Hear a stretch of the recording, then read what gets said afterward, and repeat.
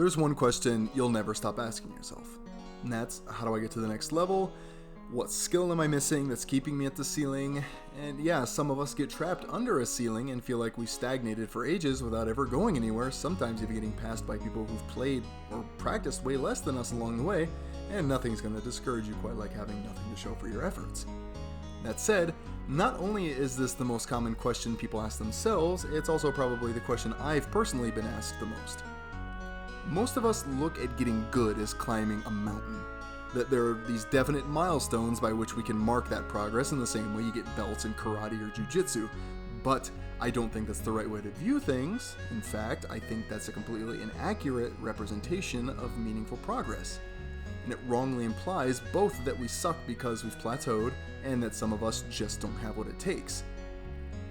Getting good at Smash is less like climbing a mountain and more like rotating one of those pieces of visual art that changes with perspective, like this video here. There are better and worse ways to look at the sculpture for everything to come together, and you just have to keep changing your perspective until it comes into view. The exact same is true of Smash. The whole journey isn't about climbing up well-defined rungs of the ladder, but constantly adjusting your perspective and way of thinking to see new problems that previous ways of thinking didn't account for. Okay, assuming you're a little confused by now, let me hit you with a concrete example. Over the past few centuries, models of physics have evolved, and up until the early 20th century, Newtonian mechanics were the prevailing model of how the physical world worked. Everything was like clockwork, and the model was basically a layup, until people started to take a real hard look at light, and suddenly Newtonian mechanics failed spectacularly. But why? Because Newtonian mechanics didn't account for quantum level phenomena like those observed with light.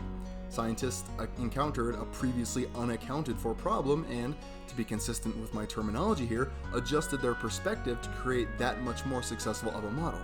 Similarly in Smash, there is some detail in our way of thinking that we're failing to account for that leads to imperfections and inconsistencies, and while we're tempted to think there's just one thing or habit that explains our problems that someone can just pluck out while observing us, it's less about individual problems and more about your entire way of understanding the game being based on sometimes successful but ultimately unsuccessful ways of thinking to solve problems.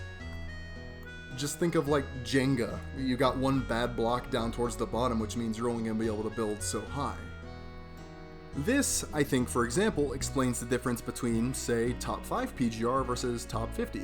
Going back to the perspective analogy, the angle we're looking at this picture here is good enough to let us know we're looking at what's supposed to be a face, but it's not a great angle. The average high-level player could be said to be looking at this picture from the angle being shown, while players like Leo, Samsora, or Tweak or whatever are looking at it squarely from the front. Their mental models of the game account for not so obvious and fine-grained details that give them finer control of the match. So getting good is really all about evolving perspectives rather than climbing a mountain. Progression in Smash isn't a total linear ordering like a number line where every point on the line is either plainly greater or less than another point. It's more like a partial order. Unlike a total order where everything forms a nice well-defined line, not everything in a partial order is comparable to everything else. For some intuition on the difference, consider the number line again. For every point on the number line, call any 2 points x and y. X is either greater, less than, or equal to y. We know where everything stands with respect to everything else. Just like the number line we're all familiar with, pick any 2 numbers and you'll always know which is greater, lesser, or equal. This is a total order and how we usually view progress in relative skill levels. Now consider a pyramid and all the blocks that make it up. The top 3 blocks are higher up than the bottom 300 blocks, so we can say that there are maximal and minimal blocks compared to generally better or worse playstyles, more successful players, but we can't say there are greatest or least blocks if we determine ordering by vertical height. Why? Maximum implies that nothing is greater, but does not imply that everything else is lesser. Similar to that, greatest implies both that nothing is greater and everything is lesser. If there are 3 top blocks, then those 3 are equal, so nothing is greater, but they are not greater than each other, so they're not greater than everything. What that all means is that progress isn't the linear mountain climb we envision it as, but once again, exploring new perspectives which lead to understanding new problems, which ends in a better understanding of the game and consistent high-level performance. What makes players like Leo the way they are is, then, not any one thing they do or innumerable set of milestones they've achieved, but the vantage point they view the game from such that they recognize and account for problems many of our ways of thinking aren't even aware of are a thing. It's not about just adding knowledge, but finding what kinds of knowledge are useful, and that's not easy. You can be a very capable player, but just have an imperfect, even if sometimes successful, mental model of the game. Take a look at this picture, for instance. This is a multivariable function. You got two really pronounced peaks, but they're both pretty far from each other. In the same way the shorter peak is pretty good but pretty far from the highest peak, so too can a very capable player plateau at a pretty good spot, but hit a dead end without seriously readjusting their perspective on the game. So, the natural question now is, how do you find the magic angle that brings everything into focus and makes everything make sense, the perfect mental model? There's unfortunately no good answer I've yet found to that.